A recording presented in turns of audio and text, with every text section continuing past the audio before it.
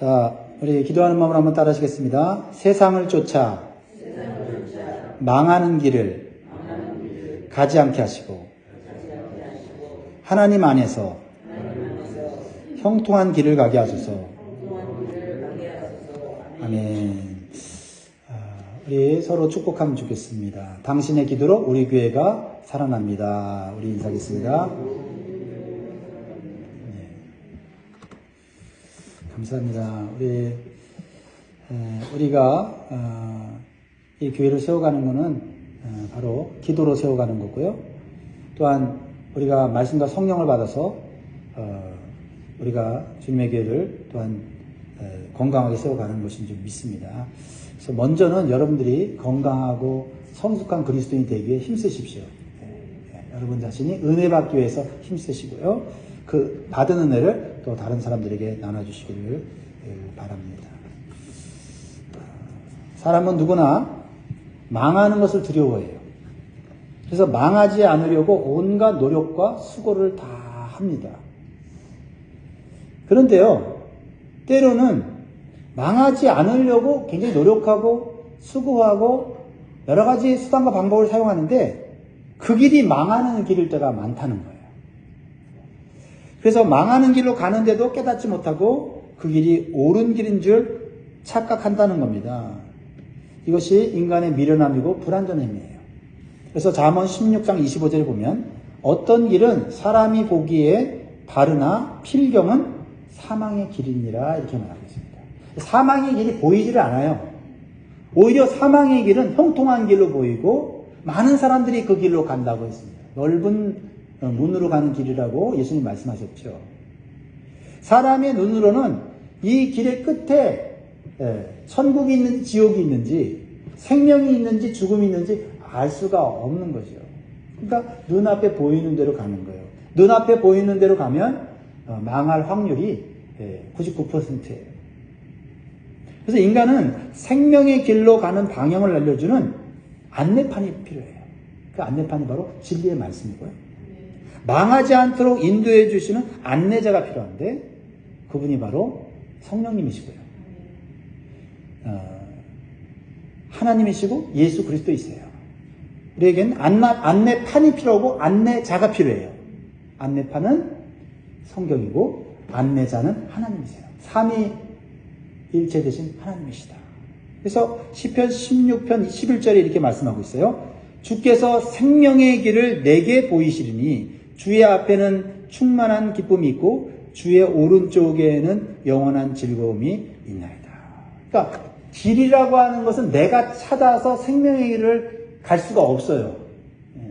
세상 사람들은 자기에게 옳은 길을 선택하면서 자기에게 유리한 길을 선택하면서 갑니다. 그런데 우리는 길을 선택하는 게 아니에요. 예수님을 선택하면 예수님이 우리를 그 길로 생명의 길로 진리의 길로 인도하시는 거예요. 그러니까 기독교의 신앙이라고 하는 길을 찾는 게 아니라 예수님을 만나고 예수님을 나의 삶의 주님으로 모시는 거예요. 그러면 길은 저절로 찾아지는 것이죠. 주님은 말씀을 통해서 우리를 인도해 주신다라는 겁니다. 그래서 우리를 영원히 멸망치 않는 그러한 삶으로 천국으로 인도해 주시는 거예요. 그런데 안타깝게도 오늘 본문에 보면 하나님의 백성인 유다 나라는 생명의 근원 되시는 하나님을 버리고 죄악과 세상을 따라가므로 멸망당하는 모습을 보여주고 있습니다. 하나님 안에 있으면은 당연히 형통한 길, 생명의 길을 가는데 하나님을 벗어나서 육신의 눈으로 좋은 길을 선택하려고 하다 보니까 처음에는 좋은 것 같았는데 점점 하나님으로부터 멀어지니 그 길은 멸망의 길이 되더라 하는 거예요. 우리는 지금까지 열왕기 상하를 통해서 하나님의 백성인 이스라엘이 형통한 삶을 살았을 때와 고통스러운 삶을 살았을 때를 우리가 살펴보면서 귀한 교훈을 받았어요. 그 기준은 무엇이었어요?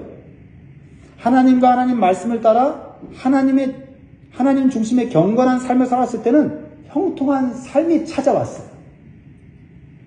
그리고 어떤 이방 민족도 건드리지 못하고 두려워했습니다. 작은 나라였고, 군사력이나 어떤 그 외적인 환경이 안전한 땅은 아니지만은 하나님이 못 건드리게 하셨다는 거죠. 그러나 반대로 하나님과 하나님 말씀을 버리고 하나님께서 주신 풍성한 물질적인 환경을 쫓아가고 또한 이방인들이 추구하는 우상과 쾌락을 쫓아갈 때는 점점점 쇠퇴하는 삶을 살았어요. 그리고 주변 이방 민족들이 침공해서 괴롭히고 약탈해 감으로 고통스러운 삶을 경험하는 걸 우리가 보았습니다. 환경이 아니에요. 사람이 아니고 바로 하나님이 삶의 중심이 되어야 한다는 것을 그들은 망각하게 되었다는 겁니다. 그러므로 우리는 우리의 삶의 중심이 하나님이신가? 또한 우리의 삶의 기준을 삼고 있는 것이 하나님 말씀인가를 끊임없이 살펴보지 않으면 하나님 안에 있지만 하나님을 믿고 있지만 하나님으로부터 점점 멀어질 수 있고 세상과 가까워질 수 있다는 거예요. 그러면서도 나는 잘 살고 있다, 올바른 길을 가고 있다 라고 착각할 수 있다라는 것입니다. 그리고는 하나님이 은혜와 자비를 주셔서 살아가고 있음에도 불구하고 그들은 여전히 죄악을 쌓아가고 살아가고 있는 것을 보게 돼요. 그래서 결국 하나님의 징계와 심판을 받는 모습을 우리는 보았습니다. 이것이 망하는 나라, 망하는 가정, 망하는 개인의 인생의 모습을 우리에게 보여주는 것입니다. 저는 열왕기 상하를 마무리하는 시점에서 감사한 것은 성경적으로 균형 잡힌 생각과 기준이 무엇인지를 배우게 됐어요. 이게 중요하죠.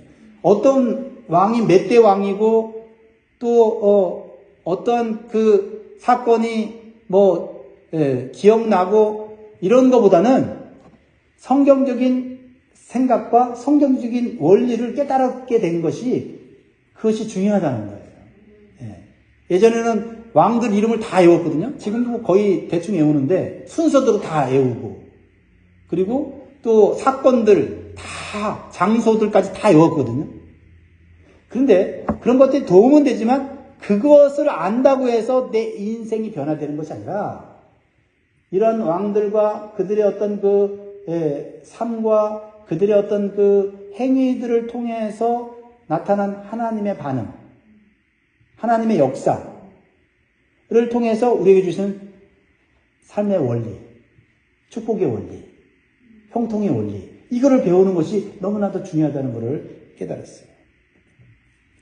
그래서 이제 바벨론 나라에 멸망당할 수밖에 없는 이 유다 나라의 모습이 우리의 모습이 되지 않기 위해서 우리가 마음에 새게 될 영적 교훈을 한두 가지 나누려고 해요. 그 중에 하나가 뭐냐면 부모의 영향력이에요. 부모의 영향력. 이게 이 열왕기 상하에서 엄청나게 우리에게 도전을 주는 거예요. 근데 부모의 영향력은 크지만 신앙은 개인적인 결단이라는 거예요. 사랑합니다. 부모의 영향력은 크지만 신앙은 개인적인 결단이다. 부모가 신앙이 좋으면 자녀들의 신앙도 좋아질 기회가 많습니다. 그래서 그 부모의 신앙을 보고 자랐고 또 부모를 통해서 하나님을 또 하나님 말씀을 소중히 여기는 자녀로 자라게 돼요. 그러나 이것도 절대적인 게 아니라는 거예요. 히스기야 왕은 믿음이 좋은 사람이었지만 그의 아들 므낫세는 믿음을 버리고 우상 숭배를 가장 심하게 한 가장 악한 왕이 되었어요. 하나님의 심판을 받을 만한 대표적인 죄들을 가장 많이 지은 왕이 므낫세 왕인데 그 아버지는 믿음이 신실한 사람이었다 라는 것입니다. 그런데 그 아버지의 신실한 믿음을 쫓아가지 않고 어떠한 여러 가지 이유로 말미암아 세상을 쫓아가고 우상을 쫓아가고 하나님의 진노를 사는 일만 골라서 했다라는 거죠. 그런데 또 놀라운 것은 인생의 말년에 회개하고 하나님께로 돌아왔다는 거예요. 이건 부모의 영향력이죠. 그렇죠? 부모의 영향력으로 말미암아 하나님께로 나중에 회개하고 돌아가요. 하지만 부모의 영향력만으로 자기 자신의 신앙이 세워지는 것은 아닌 것을 또 우리에게 가르쳐주는 거예요. 반대로 부모의 신앙이 좋지 못하다고 해도 자녀들이 좋은 신앙을 가질 수 있다는 거예요. 악한 므낫세 왕의 아들 아몬은 아버지가 가졌던 죄악의 습관을 그대로 이어받았어요. 어떻게 보면 이게 부모가 죄악의 습관을 갖고 있으면 자녀들도 그 죄악의 습관에 물들 수 있다는 거예요. 부모의 악한 영향력이 자녀들에게 그대로 전수된 경우입니다. 그러나 요시야 왕은요, 아버지 아몬 왕의 죄악의 습관을 끊어버리는 믿음의 결단을 했다는 거예요. 자기 가정에 머물러 있던 이 죄악의 습관을 믿음으로 끊어버리는 결단을 했다라는 것입니다. 그러니까 부모의 신앙이 좋지 못하다고 하더라도, 신앙이 불신앙적인 성경이 있다 할지라도 그 신앙을 잃어버리는 것이 아니다 이 말이에요. 이 요시야는 우상의 근원지인 산당들을 제거하고 성전을 수리하고 백성들이 하나님께 돌아오도록 하나님의 언약을 다시 맺도록 하여서 나라를 새롭게 합니다. 하나님의 은혜와 축복을 다시 경험하는 나라로 만들어요. 근데 요시야가 이렇게 할 수 있었던 그것은 그가 스스로 하나님의 말씀인 성경을 읽고 그 말씀을 따라 살기로 결정했기 때문이에요. 부모의 영향력 대단하지만 부모의 영향력보다 더 큰 것은 하나님의 말씀인 거예요. 하나님 말씀이 들어가면 어떠한 환경이 있다 할지라도 그 인생은 변화될 수 있음을 보여주고 있는 거예요. 비록 부모가 좋은 신앙의 본을 못 보였다 할지라도 나중에라도 깨닫고 자녀들에게 하나님의 말씀을 전수해 줄 수 있다면 그것은 어떤 부모보다 더 좋은 선물을 주는 경우가 될 것입니다. 또한 부모가 주지 못해도 부모가 자녀들을 위해 기도할 때 좋은 믿음의 사람이 그에게 친구로 선생으로 붙어 있어서 말씀이 전달되어져서 그 말씀을 그 개인이 결단해서 받아들인다면 그 인생도 변화될 수 있다는 사실을 보여주죠. 다양한 하나님의 역사가 있어요. 그러니까 환경의 영향력이 크지만 신앙은 개인적인 결단이라는 것이에요. 하나님 말씀이 내 안에 있으면 어떤 불신앙의 환경도 이겨낼 수 있다는 사실을 믿고 우리는 말씀을 사랑해야 되고 말씀을 전수하려고 노력해야 되고 또한 우리 자녀들이 말씀의 사람이 되도록 끊임없이 기도하면서 좋은 믿음의 사람들이 붙을 수 있도록 기도해야 될 것입니다. 자, 그런데요, 이렇게 믿음이 좋았던 요시야 왕이 죽은 이후에 그 다음 또 좋은 신앙의 자녀들이 이렇게 왕으로 세워지면 되는데 또 그렇지 못해요. 유다 나라는 점점 더 멸망의 길로 가게 되었다라는 것입니다. 그것은 요시야 왕이 신앙적 결단을 통해서 나라의 종교개혁을 단행하는 수고와 헌신을 하여서 하나님께 인정을 받았지만요, 가정에서 자녀들에게는 직접적인 신앙의 영역을 주지를 못했기 때문에 자녀들은 다시 죄악의 길로 가게 되었다라는 것입니다. 그러니까 여기서 또 깨닫게 되는 게 뭐냐면 부모가 신앙이 좋아서 하나님의 일을 막 열심히 한다고 해도 자녀들에게 신앙이 전수되고 말씀을 따라 살도록 하는 것은 또 다른 노력과 수고가 필요하다라는 거예요. 그래서 정말 주님을 위해서 헌신하고 눈코 뜰 새 없이 사역을 하는 목회자 자녀가 신앙이 좋은 경우도 있지만 신앙이 안 좋은 경우도 많거든요. 저절로 되는 일은 아니다. 주님을 위해 봉사하고 헌신하는 일, 해야 되는 일이지만 또한 자녀들에게 신앙적 분위기를 제공하는 것으로만 끝나면 안 되고 직접적인 영향을 줄 수 있는 그런 시간과 관계를 맺는 것은 또 다른 차원의 또한 수고와 헌신이 필요하다는 거예요. 거기에 또 저는 도전을 받죠. 그래서 요시야 왕이 죽은 이후에 자녀들이 유다 나라의 왕이 되었을 때 하나님보다는 환경과 사람을 의지하고 세상의 권력을 따라서 이리저리 흔들리는 삶을 살아요.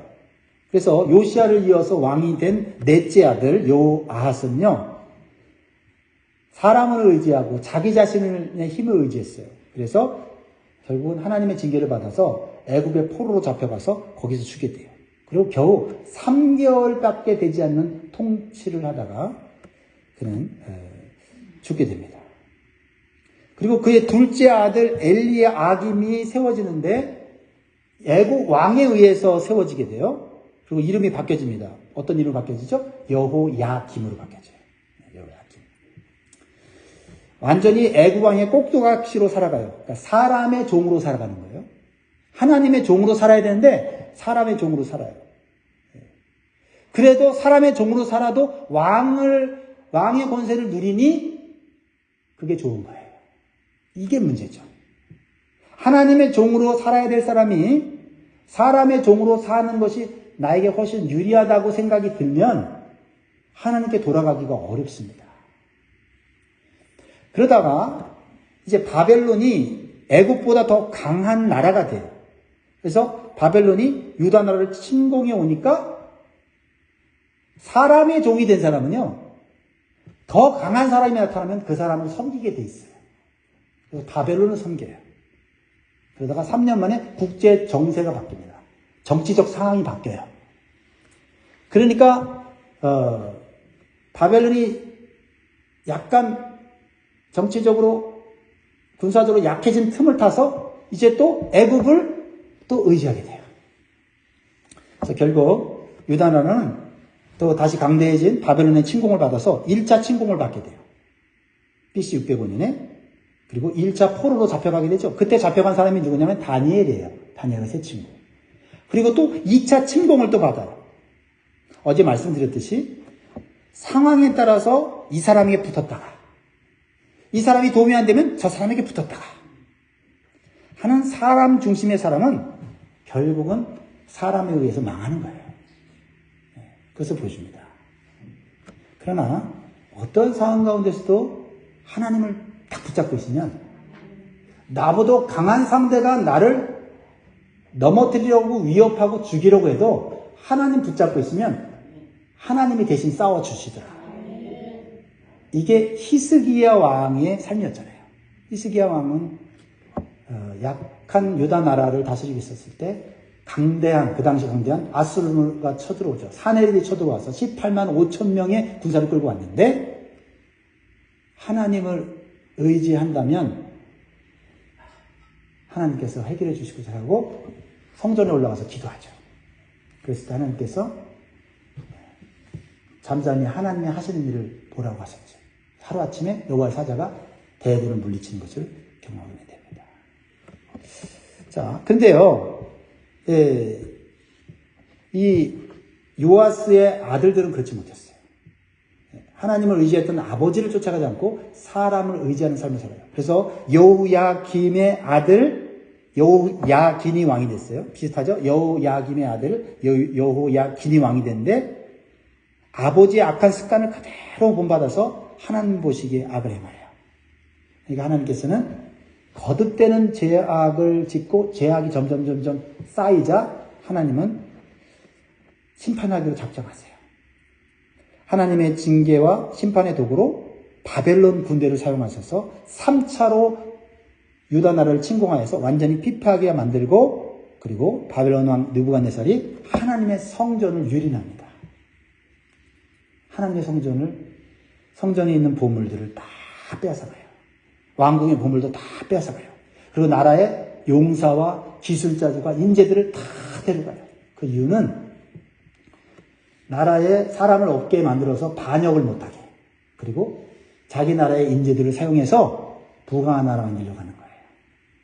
하나님의 백성들이 하나님을 의지하고 살 때는 이방 민족들이 건드리지 못했고 하나님의 성전은 함부로 대하지 못했어요. 그런데 하나님을 의지하지 않고 사람을 의지하니 약육 강식의 세상 원리 속에 떨어지면서 약함은 당하는 그리고 하나님조차도 그 이름과 영광을 땅에 떨어뜨리게 만드는 삶을 살게 되더라는 거예요. 하나님 믿는 사람도 하나님 의지하다가 사람 의지하게 되면 세상 사람들 앞에 수치를 당할 수 있다라는 사실을 보여주는 것입니다. 자, 보세요. 13절, 14절. 그가 여호와의 성전의 모든 보물과 왕궁 보물을 집어내고 또 이스라엘 왕 솔로몬이 만든 것, 곧 여호와의 성전의 금그릇을 다 파괴하였으니 여호와의 말씀과 같이 되었더라. 그가 또 예루살렘의 모든 백성과 모든 지도자와 모든 용사 만명과 모든 장인과 대장장이를 사로잡아 가매 비천한 자 외에는 그 땅에 남은 자가 없었더라. 심지어는 왕인 여호야김도 포로로 잡혀가게 돼요. 15절에 나와 있죠. 자, 어떤 영적 교훈을 줍니까? 가장 소중한 것을 소중히 여기지 않으면 결국 다 빼앗긴다는 거예요. 하나님을 버리고 성전 예배를 소홀히 하고 우상 숭배하는 삶을 살면 결국은 하나님께서 주신 모든 소중한 것들을 다 잃어버리게 된다는 거예요. 하나님이 주신 거 다 뺏어간다는 거예요. 그래서 하나님의 임재가 있던 성전도, 기업으로 주신 땅도, 그들에게 축복으로 준 재물도 하나님의 은혜가 남아 있었기 때문에 누리고 있었다는 것을 다 잃어버리고 나서야 깨닫게 됐어요. 그렇습니다. 우리의 삶에 죄악이 쌓이고 하나님의 은혜가 떠나면 동시에 떠나는 게 있는데 하나님의 보호하심도 떠난다라는 것입니다.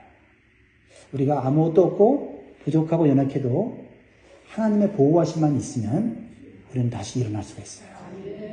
그것을 깨닫게 하려고 선지자를 통해서 너희들 죄를 회개하라, 우상을 버려라, 물질을 쫓아가는 삶을 버리고 이제 하나님께로 온전히 들어와서 하나님 말씀대로 살아라 해도 안 들었어요. 그때 돌아오면 좋은데 안 돌아오니까 어떻게 하면 하나님께서 망하게 하셔야 돼요. 망하게 하셔서 다 빼앗겨야만 느끼기 때문에 하나님이 그렇게 하신다. 그러니까 우리 기준으로는 몰라요. 하나님 기준으로는 이 사람은 10번 얘기하면 회개하고 돌아올 것 같다 그러면 10번 얘기하시고 참으세요. 그런데 100번 얘기해도 안 된다 그러면 더 참을 수 있는데 하나님이 참지 않으시고 그 사람을 망하게 하십니다.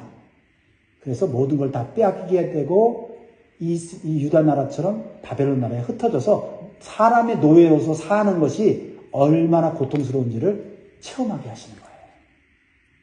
거기서 마지막 기회가 있네요. 거기서 우리가 옛날에 누렸던 것이 당연한 것이 아니고 하나님이 은혜로 주신 것이구나 라고 깨닫고 돌아오면 포로 생활에서 돌아와서 다시 하나님이 주시는 형통한 삶을 살지만 여전히 세상 가운데 살면 망하게 된다. 완전히 그때는 기회가 없는 멸망을 당하게 된다는 것을 유다 백성들의 멸망을 통해서 오늘 우리에게 보여주시는 것입니다.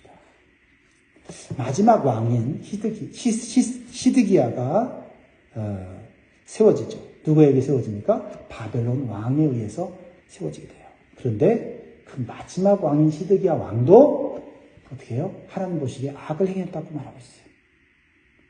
그래서 그 바벨론 왕에 의해서 두 눈이 뽑히게 되고 비참하게 인생을 마감하게 됩니다. 말씀을 마무리하려고 합니다. 우리가 하나님을 의지할 때 우리는 하나님의 보호와 인도하심을 받는 하나님의 백성이 되고 하나님의 자녀가 되지만 세상과 사람과 물질을 의지하게 될 때 이리저리 끌려다니는 사람의 종이 되고 결국은 제약과 마귀의 노예가 된다는 사실을 우리는 새겨야 될 줄 믿습니다.